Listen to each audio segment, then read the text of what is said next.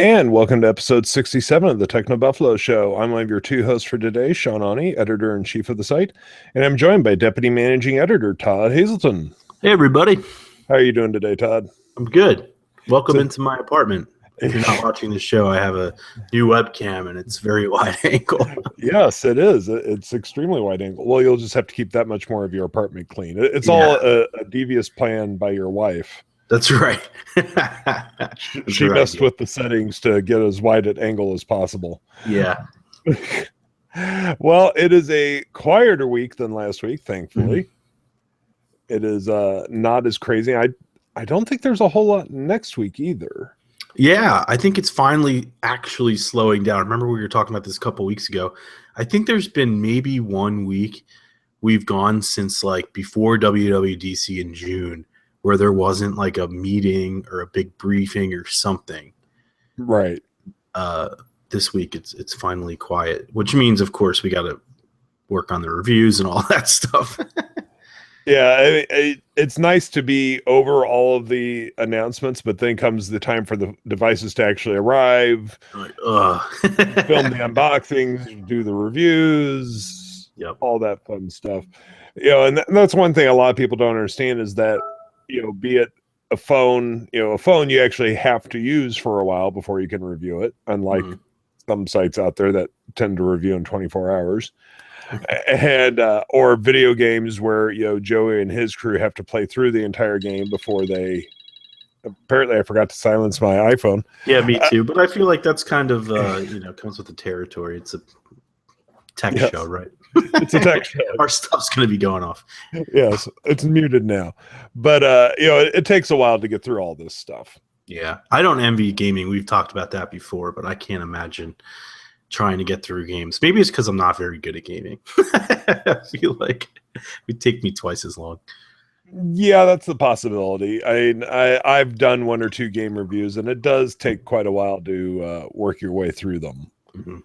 And it also it's very different. I mean, I'm sure for Joey and his folks, it's they're used to it. But whenever I've reviewed a game, it's been like, I feel like it's a job, and that's not why I play video games. Yeah, exactly. There's a lot of games. Like I was thinking about Far Cry earlier this year, and for some of the other ones I was playing, like The Witcher 3, where like there's open worlds and so many side quests and things you could do. But like I feel like if you're reviewing the game, you kind of just got to get through it, right? And then maybe you can go back afterwards. So yeah. Well, this week we're going to be discussing a bit of streaming. There's been a lot going on in the streaming space, and of course the biggest thing is the release finally last week of the new Apple TV. And well, should we just go ahead and jump in and not wait for someone to ask the question? What did I return this week? What did you return this week? It was the Apple TV. I bought it on Sunday. I bought it Sunday night because I had to go to Best Buy anyway. I was at my in-laws' house. I had to help them work on some internet issues. So I was getting a power line networking thing, and they happened to have it in stock. Not happened. I actually did look ahead of time to see if they had it, and then kind of made that my trip to Best Buy. In any case, so I bought the 32 gig version. I was really excited to play with it, and I came home. Went to set it up. The Bluetooth pairing didn't work, so that meant that it didn't pull in my Apple ID or my Bluetooth or my Wi-Fi settings automatically. It did for you though, right? And I think other people it worked for really well. I don't know why mine wasn't working. So that was like going into it. I was immediately frustrated because you have to use this new remote, which by the way isn't very good, and you have to go through and click, Todd.Hazelton, my whole email address. Log in. I think it failed the first time. Logged in. It worked the second time. And then I'm presented with this home screen. I'm like, okay, now what? Okay, let's get some apps. Now I got some games. The remote wasn't very good for those games. I thought, okay, I could buy another third-party controller or whatever. Which, by the way, if you want another remote, they're $70, half the price of the actual Apple TV, which is insane. That is ridiculous. Yeah, so I was like, oh, man,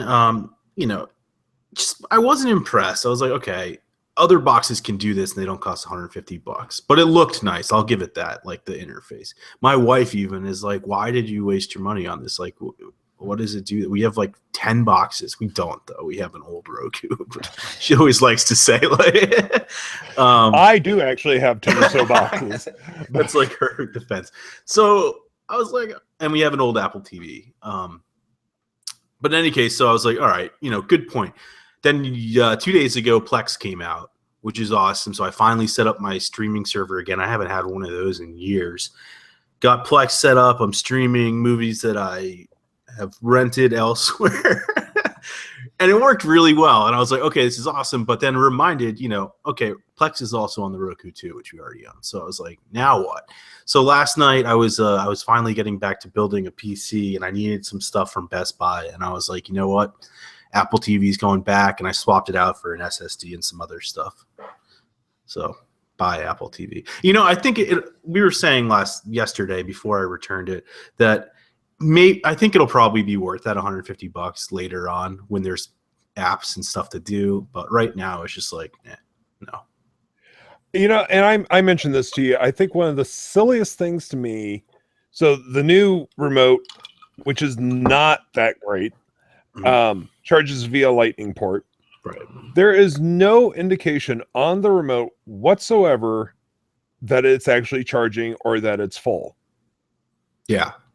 So you just plug it in for a while and kind of go, I hope it's charging. Yeah. And the reviews I was reading were saying like, oh, this remote's so much better. It's awesome. I didn't like it at all. The touch sensitive area was finicky. Oh yeah. I changed the speeds. Several times. I just didn't like the way that I was sort of mousing with my thumb. I think Roku remote is so simple, but I prefer it. So I don't know. I was just, and it's $70 when I saw the price. I was like, get out of here. Come on. That's crazy. Well, and also the fact that the click to confirm is the touch area, which is at the top of the remote.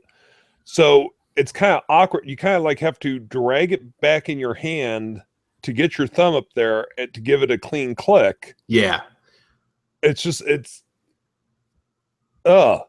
Yeah. And one of the things I wrote about too, I like having these streaming boxes as music players for my living room sometimes. And I was kind of frustrated to learn that Siri doesn't work with Apple Music. I don't know why I assumed it would, but I did, because this has universal search, but it can't tap into Apple Music, which is mind-blowing. So then, I'm like, okay, I'm going to play this, and I have to like go into iTunes and type with this remote, and it's terrible. Like, even the layout makes no sense to me. It's a long list of letters from left to right. And, I was entering in something on my PlayStation 4 last night, and it's just like boop, boop, boop, boop. It's very easy. Maybe it's because of the controller, but also the layout makes a lot more sense. You go up, down, and you're typing. Not like a long list. And by the way, if you go to the end of that list, it doesn't bring you back to the start. It just makes no sense. So, I don't know. I was very displeased. I'm keeping mine simply because I am the streaming guy. Mm-hmm. But it's, as I always say on these shows, folks, this is not our official review. Right. But I don't know. We waited this long for this. And as I was telling you off mic the other day, it feels like they just finally went, okay, we can't wait any longer. We got to push this out the door. It feels like there is a missing piece. Yeah. Yeah, it does. And I think that's might be their TV service or something. Exactly. Like, what the heck? Like, okay, it looks great and there's apps, and that part is really cool. Okay. And I think there's going to be a lot of really cool apps. But you're just still like, huh.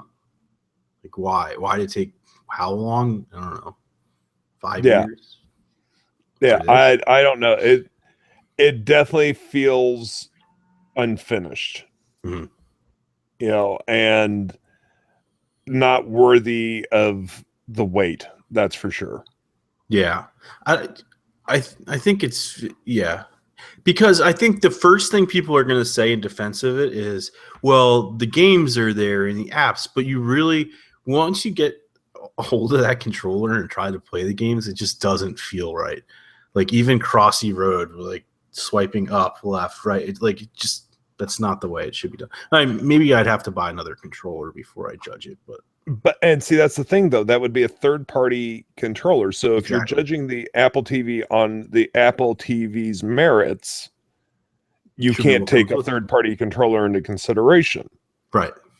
So at that stage, yeah, it's not good. Yeah, and I don't need another controller, to be honest. At this point, it's just like, oh, I'm just going to use my console, right? Like I have all of that stuff on my console, and I don't have the apps, but one of the things we were talking about the other day too is like, yeah, there's Airbnb, which actually would be pretty cool for booking apps or just looking at if you're going to visit another city or booking apartments. But it didn't really make any sense. It doesn't have a map, so you can't see where the apartment is and stuff like that. I would have been better served by using Airbnb on my computer or smartphone. And so that to me means, well, why does there need to be an Apple TV app? And I don't think there needs to be. And so then I would just go to my PS4 where maybe there's not apps, but there are the games, and I already have the controller, and I have all the streaming services I need. And that just makes more sense to me. I don't know. And again, yeah, we're not bashing it. This is, in a review, I think we're looking at it. So what did Apple try to do, and did it do well in that? And exactly. Here it's sort of like, well, it doesn't fit my lifestyle, and I can't go into a review and say, this is a crappy product because I don't need it. Right. So we wouldn't do that. But we're talking here on the show about like, I returned it because it doesn't make sense for me to own. It's plugged into my HDMI switcher, but since the initial setup, my HDMI switcher is set to either my Roku or my Blu-ray player because I'm actually watching some physical media lately.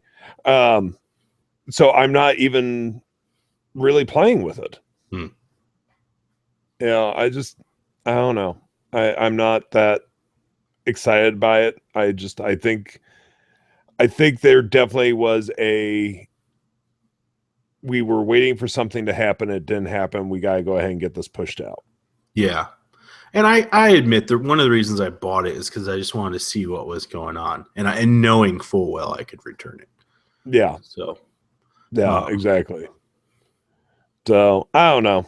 Very odd, but in general, there is a lot going on in the streaming space right now. Of course, the biggest news of the week being that not only is a Star Trek television series on the way, it's only going to be on CBS All Access.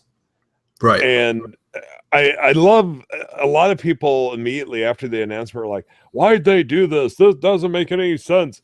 It makes a ton of sense.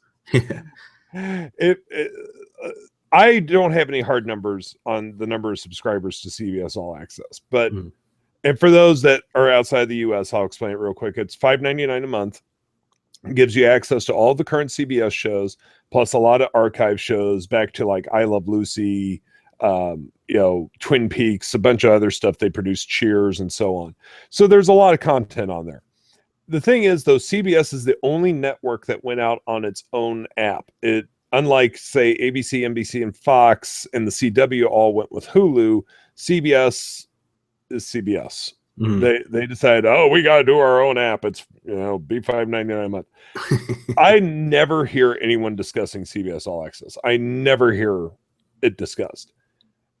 So here we are. We're going to get one episode of the new Star Trek series on primetime television, which will be like a little taste of what you could be missing on CBS All Access. And then it all moves over to this $5.99 a month thing. Gee willikers, you take a pop culture icon, you put it behind a paywall. What do you think is going to happen to the subscription numbers of CBS All Access? Well, I think they'll go up. Yeah, exactly. To me, it was a no-brainer what this was all about. Yep. But do you think, because it seemed like, that's what we think, and it's probably exactly what will happen, and it does make sense to us. But yesterday, people seemed so angry on Twitter that it was like they were going to drive a boycott. Here's the thing. When push comes to shove and it's a new Star Trek series, all those people will subscribe. So they know it's not going to be a big deal. No, it's not going to be a big deal. I mean, and yes, I'm sure somebody will figure out a way to get them onto torrent sites, and which I'm not condoning in any way, shape, or form. Mm-hmm. You know, so there's still going to be piracy and all that, but the majority of people, my father, who is a diehard Star Trek fan, when he was in the Navy and Star Trek was on, and this was back in the 60s, and he could not watch it. My mother, who was just his fiance at that time, had to watch it every week and write him a letter with the synopsis of the episode. That's incredible. Wow. So my mother, who had no interest in Star Trek, every week watched it forced to it and wrote out a full synopsis. That's incredible. You know, this is a man that has watched every iteration of the show, seen every movie, all that stuff. By golly, he's going to pay the $5.99 a month to watch a new series. Right. There's zero question in my mind that my father will be sitting right there going, Sean, how do I log into this? The new Star Trek's coming on. But when does it come out? Is it January 2017? So it's yeah, it's quite a while. Here's the thing: they haven't even got writers for it yet. Wow. So I think everybody should not worry for a little bit too. Yeah, and the show did receive what's called a straight to series order, which means that most shows have to film a pilot, then the pilot has to be tested and all that. Star Trek is going straight to series, which means just start filming and go. Right. So this Star Trek show is happening. You know, and someday we may even know what it's about. But on the flip side of things, apparently during the Time Warner earnings call this week, they have hinted at the idea that perhaps they should hold on to their shows a little bit longer before they sell them off to third-party digital platforms, Netflix. Right. And, you know, a lot of people are like, well, why would you do that? Because you're making money from them. The thing is, if you look at the numbers for the Nielsen's, people that are actually watching television as it airs, or even what they call the +3 numbers, which is 3 days of DVR watching post the original airing. Mm-hmm. The numbers last season dropped 9%. Okay. So there's a lot of people that are just going, I'll just wait until the whole season's on Netflix and binge it. Right. That's exactly what's happening. But so Time Warner, that's what they're trying to fight against? Yeah. Yeah, because while they're making money on this one hand, they're losing 9% of their audience. That's that much lower of a commercial rate they can charge. Oh, see, I see it from the business perspective, but now I understand what you're saying. I think that's tough because I was saying earlier, we were talking about this topic. I said, well, that sounds like they're just not getting adjusted to the times. But because I think that is what people are doing, you know, absolutely. I'm just going to binge watch it later. Why would I watch it now or worry about it now? I'll watch something else.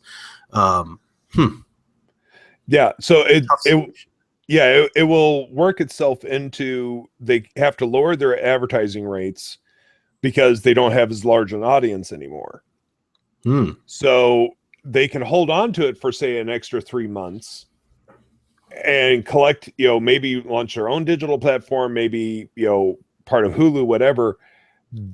Netflix is still going to want the show in 3 months. They may pay a lower rate, but they would still want it. So hopefully they could drive more people back to the traditional terrestrial television, which is not going to happen. People will just wait the 3 extra months. Right. In the hopes of driving their advertising rates back up. Yeah, that's really tough. I think I'm with you, though. I don't think people are going to go back. I think what they'll do is they'll watch something else, knowing that they could just watch this later. I mean, I've done that too, where, you know, I think I came into a Game of Thrones season late or something, and I was like, I'm just going to wait for the season to finish, and then I'm going to binge watch it all. I don't know if it was Game of Thrones or something like that, but it was the same idea. It's like I'm not gonna get involved with the TV show when it's just gonna come out later. And it's a lot more fun to watch shows on your own schedule. I think that's obviously where the industry's going. Yeah. Yeah. I mean, no, I'm much happier. I mean, you know, this morning as you know, Todd, I come in early to work out and stuff before work, you know, and I love the fact that I pulled up Hulu and there's a new episode of The Flash for me. There's Agents of S.H.I.E.L.D., you know, there's iZombie. You know, I've got all these shows that I love to watch and I can pull up whichever one I feel like pulling up. Right. That's the way I prefer to consume television at this point. And, as we've said on the show many times now, now that I'm a cord cutter, and that's another thing about CBS All Access, which I glossed over a little bit. I think CBS All Access suffers unless you watch multiple shows on CBS or you're a hardcore cord cutter like myself. There's not a whole lot of impetus to subscribe to CBS All Access. In my case, I watch 4 CBS series. If I only watched 1 or 2, I would go buy the entire season through Amazon or iTunes because it would work out cheaper in the long run than the $5.99 a month. Exactly. Since I watch 4 shows, financially, it makes more sense to subscribe to All Access. Although I haven't thought about this yet. I may cancel it in the summer, save myself $18. Why should I be subscribing when there's no new episodes? Yeah, that's actually interesting. My wife and I were thinking about doing this with cable, canceling it after football season. One of the reasons we have cable here is so we can just watch the football games. But after that, we don't really watch a lot of shows that we can't get elsewhere online. Whether it's we've been watching Downton Abbey and that's on Amazon Prime or anything else, Game of Thrones, for example, we could just now get HBO Go. Whereas of last year, that wasn't an option either. So I don't know. Yeah. Or is it HBO Now? There was the one. HBO Go is the one if you already connected. have HBO. HBO Right, Now HBO is Now. standalone. Right. So that's the one. They should just call that this. I don't know what. That was the silliest idea to name them 2 different things. Yeah, just pay for it, and one works. Or you have it tied to your cable. Yeah, so you fire up the app, and there's are you a current subscriber? Yes. Or you click no. Would you like to subscribe to our on demand? Yeah, exactly. Why do 2 separate apps? That made no sense whatsoever. And I don't know either. It has caused. I don't know how many times I've had to explain HBO Now versus HBO Go to people. Really? Yeah. Well, I mean, here we are. We cover it every day, and I was just like, wait, which one is it? No, it's not your field of expertise. I mean, that's fine, but it's just in general, it's just like it made no sense. Well, let's dive into some of the questions. We're getting a lot of them. I am not going to make this a regular thing, but this has gotten 3 upvotes, so I saw that. We're going to say hi to Luke Petrovic. Please don't a lot of people get the idea. Luca. Was it Luca? I'm sorry, Luca Petrovic. Hello, Luca. Let's not get a whole bunch of people now requesting that we give them shout outs. But we do have a lot of questions here. From Jeff K. Do you watch Gotham? I hear the ratings are following steadily. It's such a great show. I'd hate for them to can it. I do watch Gotham. I thought this week's episode in particular, and I won't say what happens in case you haven't seen it, was mind-boggling. They stepped up a whole lot of storylines in one quick shot. I love the show, but I'm also a huge Batman fanatic, so even though it doesn't follow the comic canon. Well,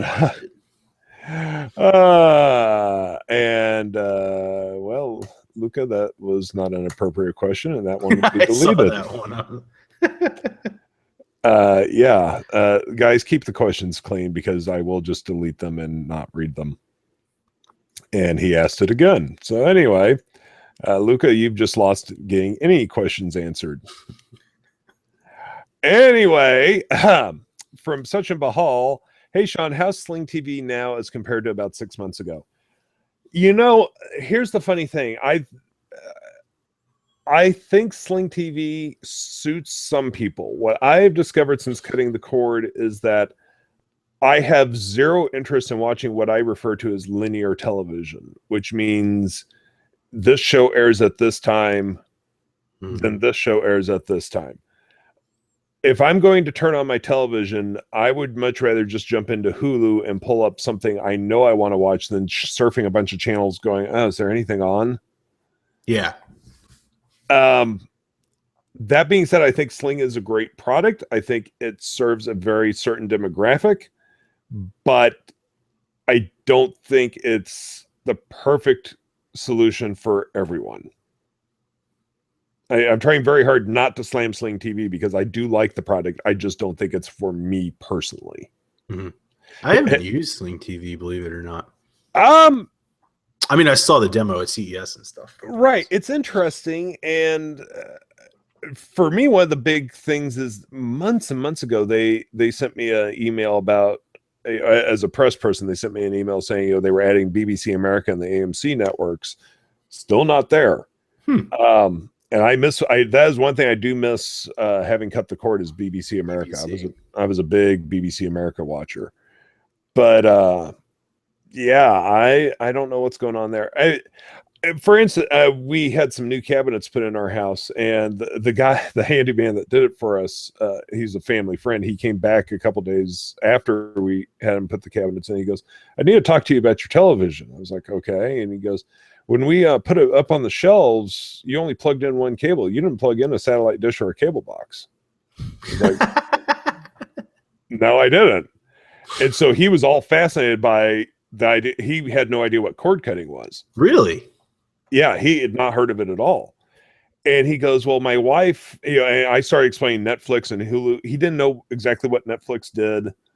Didn't know. And yeah. He's a smart guy. He's a great handyman. He does beautiful work for us, just not his area of knowledge.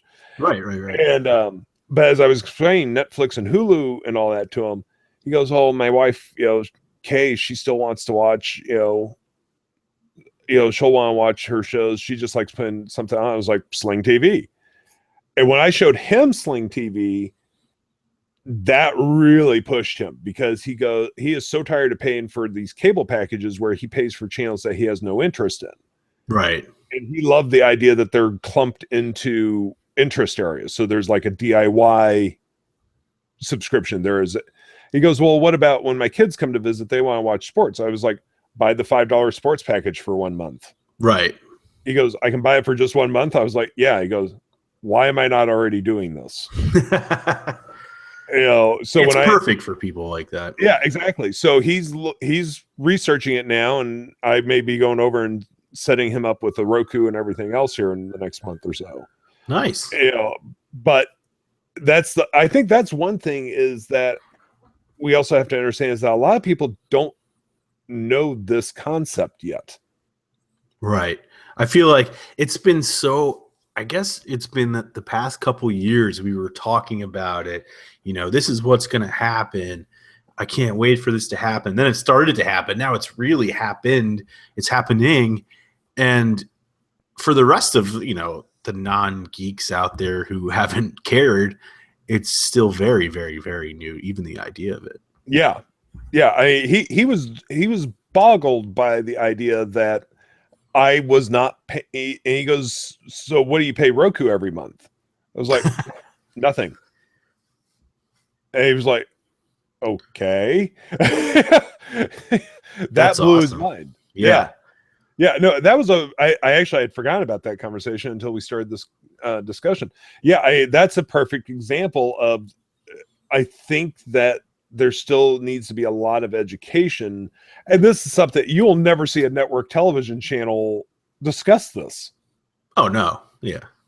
There's no way. I mean, you would have to rely on newspapers or magazines or websites to run this sort of stuff. And that's still not going to get to the masses. Right. So I don't know. It's going to be interesting to see where things go. From Davis Tapp, is the Roku experience better than Android TV, or is it just different? Still better, I think. I think it depends on what you want to do. Personally, I love the Roku experience. I am not a fan of the Android TV experience. I have an NVIDIA Shield set-top box.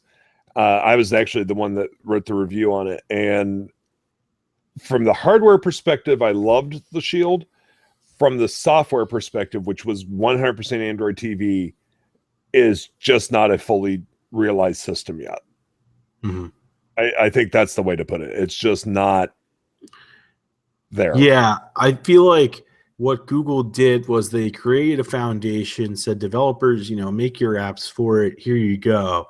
And it's still very like Okay, now, like, what can I do? What do I do now on my Android TV? Now, NVIDIA's stuff on it, the gaming stuff, that's all awesome. It's really cool, actually, where you can stream games. But if we're just getting back to the core Android TV experience, you're kind of just like, whereas Roku, everything's there. Again, well, for me, Roku's the best option because it has all the services. That's why I like it. Like Amazon Prime is the glaring one that's missing from Android TV and Apple TV, whereas Roku is sort of, you don't have that sacrifice.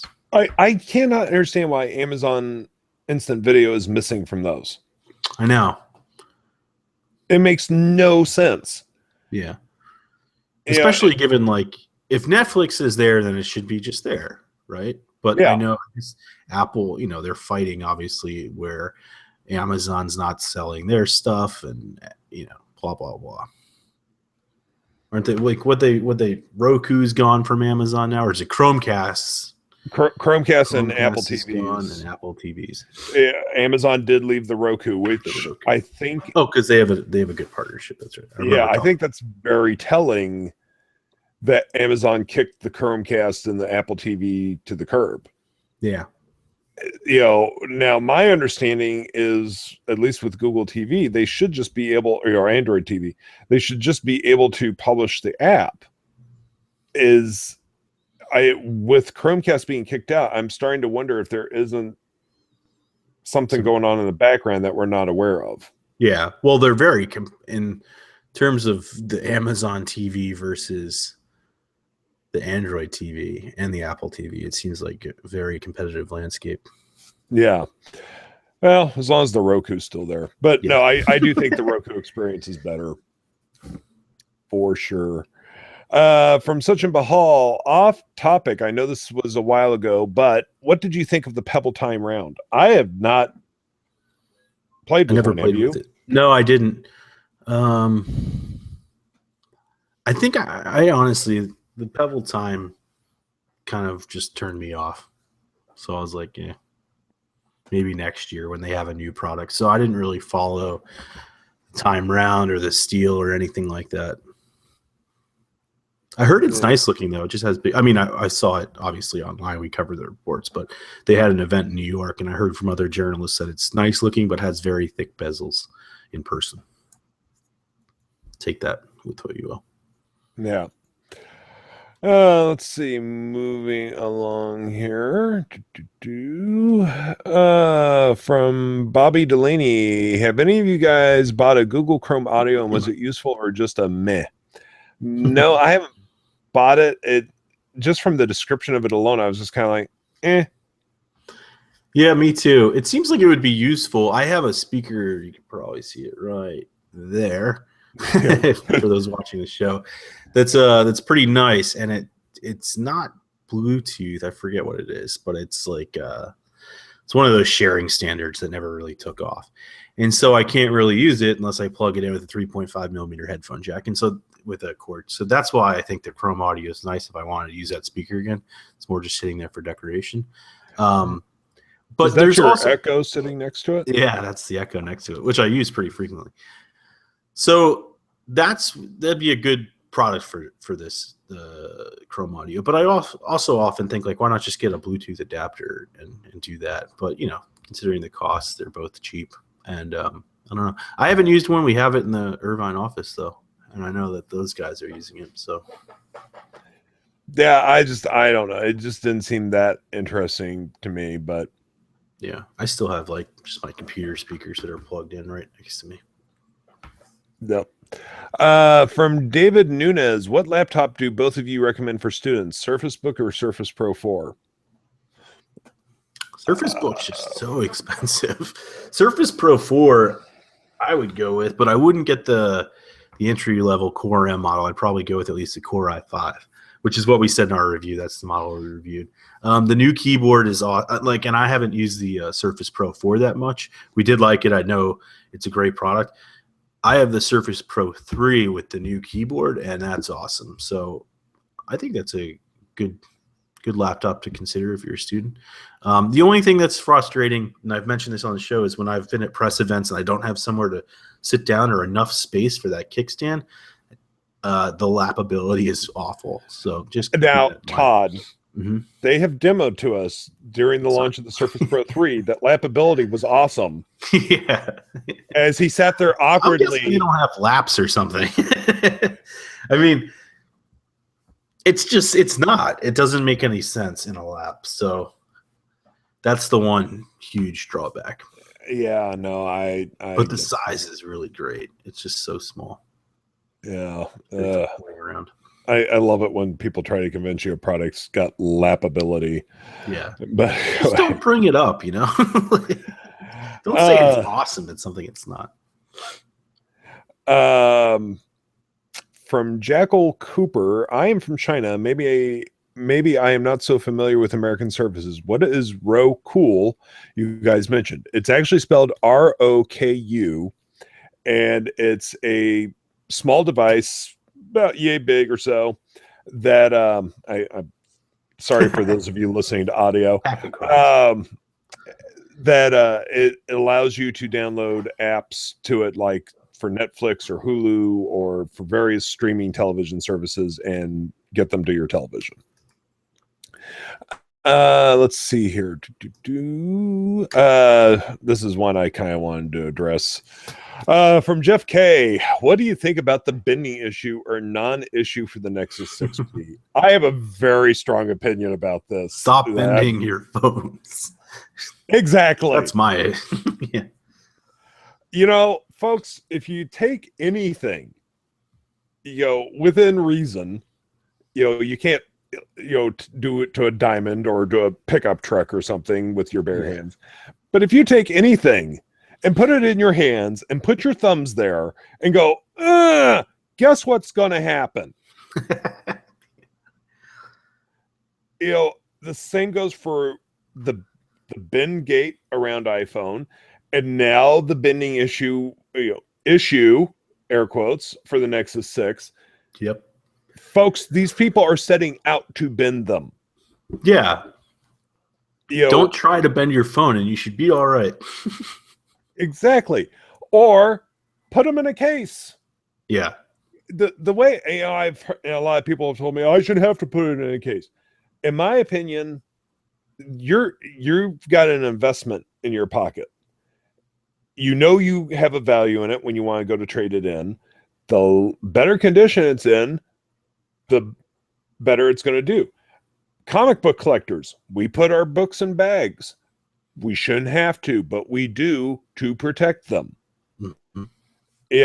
It's the same with phones. All this bending stuff, these are people that are trying to make a name for themselves, or they just want to get views on their videos. I'm sorry, it's not an issue. It's not going to happen in everyday use. Yeah, I agree. It's like the tests. I think the first test where he showed. Let's use the word test loosely. I think there's at least something to be said about, okay, does the screen scratch really easily? Blah blah blah. I mean, you start to learn that stuff, but only when it comes to, say, like when you want to see the difference between Corning Gorilla Glass 3 and Glass 4, because those are what these manufacturers are using. So, watch that once and get used to it, and then you know what you're getting. Or if it's coming to something like the Droid Turbo 4 or 2, sorry, just jump 2 years in the future, Droid Turbo 2, where it's where they're saying like, oh, this screen is like super resistant, like throw it on the floor. Then throw it on the floor, because that's what the manufacturer is telling you to do. And yes. Yeah, and then that phone actually, as it turns out, scratches pretty easily because they had to go with plastic to keep it so shatter resistant. So it's like, okay, that's your trade-off. Show me that. But now if a phone company comes out and says, we have Gorilla Glass 4, it's the same scratch resistance. So stop scratching it, like on these videos. And then why would you hold a flame up to your smartphone? Like, don't ever put these things. They have explosive batteries in them. Don't ever put them there. You don't get a blowtorch out every time you buy a new phone and just scratch your name in the back. Yeah, and like I've never I have a candle on my desk. Like, what am I gonna do? Just go hold this over it accidentally and be like, oh man, it didn't hold up. I'm so bummed. I need a fire resistant phone. Like, don't do that, and then don't bend them. Why would you? Like, if you bend a phone, it's gonna bend. Or if you try to do that, like these are just stupid things. That's like somebody going in a plane and saying this failed the plane drop test. Like, so don't buy it. Like, when are you ever gonna drop your phone out of a plane? My favorite is the guys that shoot them with like 50 caliber sniper rifles. Yeah. Did anyone ever say, this phone will stand up to a 50 caliber bullet? No, they haven't said that. It just doesn't make sense to me. There are a couple instances, like the scratch resistance, which I already got into.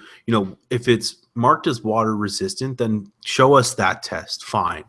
But don't, and these same video people will take phones that aren't water resistant and throw them in the water. Like, just to say, like, oh, it was at the bottom of the pool. And then some poor guy out there is going to be like, oh, it actually is kind of water resistant. I won't worry about it. And then he throws it in the water. And then, you know what? Next, he's paying $900 for a replacement. Like, it just doesn't do any service to anybody. None of these videos. Well, David Nunes disagrees with us, which we are very open to people disagreeing with us. Sure. I disagree. Putting a case on a phone that a company who spends millions on design should be a crime. For example, putting a case on Galaxy S6 Edge just turns it into a Galaxy S6.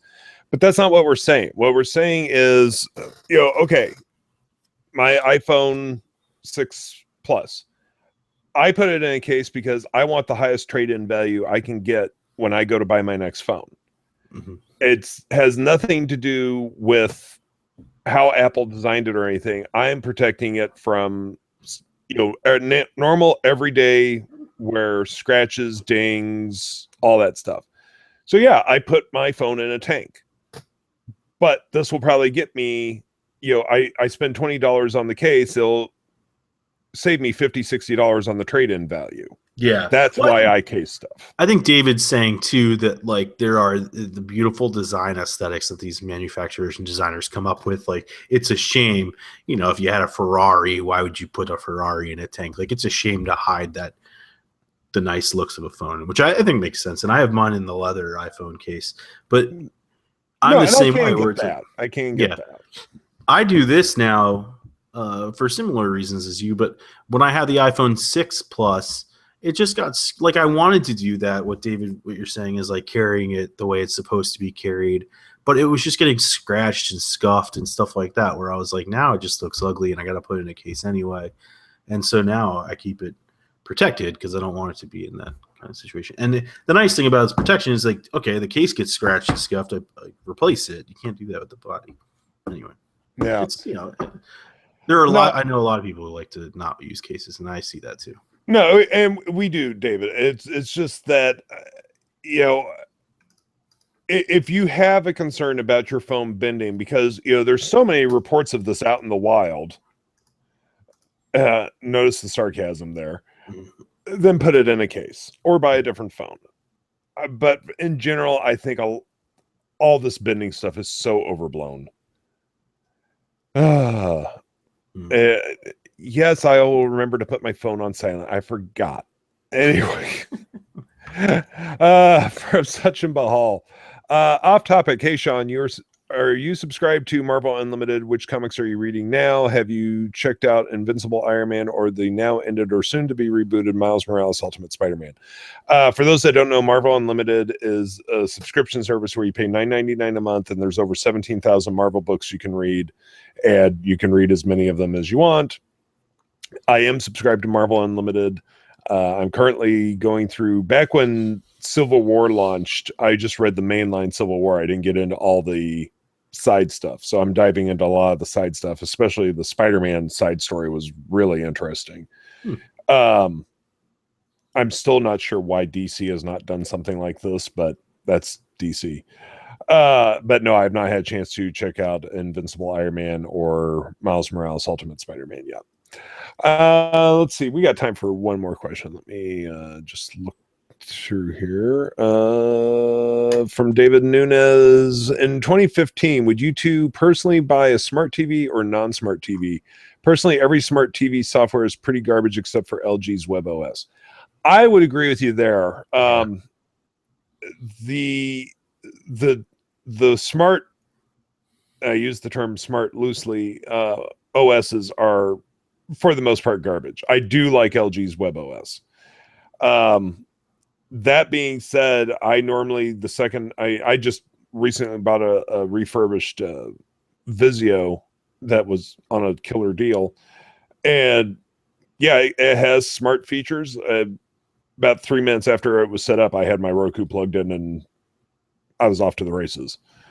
But yeah, I don't know what's with the TV manufacturers and their OSs.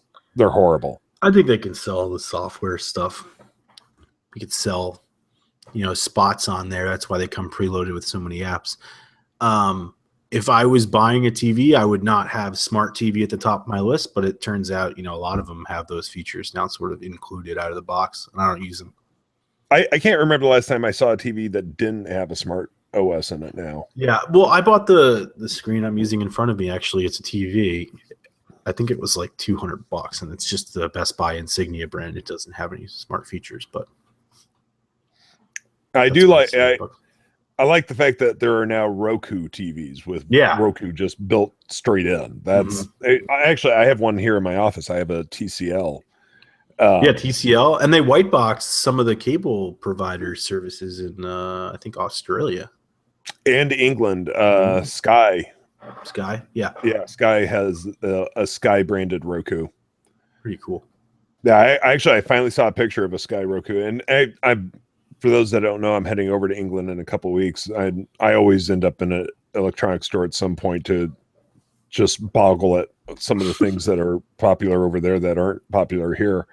So I'm going to see if I can't find a Sky Roku just to look at it. It's just a Roku with the Sky logo on it. But anyway, that is going to bring this week's episode to a close. As always, we do appreciate you joining us. Oh, I do have a little bit of news. We have submitted the show to the Google Play for their podcast listings. However, they are not live yet at all. That is, real quick. I know you guys may not care, but thoughts on Twitter replacing the fave button to the like button. I am 21, and it was almost like changing what side of the road to drive on for me and my friends. That's from David Nunes. I think that was a really silly decision because so many people used favorited as a way to bookmark stuff. And now it's like you're giving some sort of endorsement. Right. Yeah, I'm not a fan of it. And yes, Manchester, woo.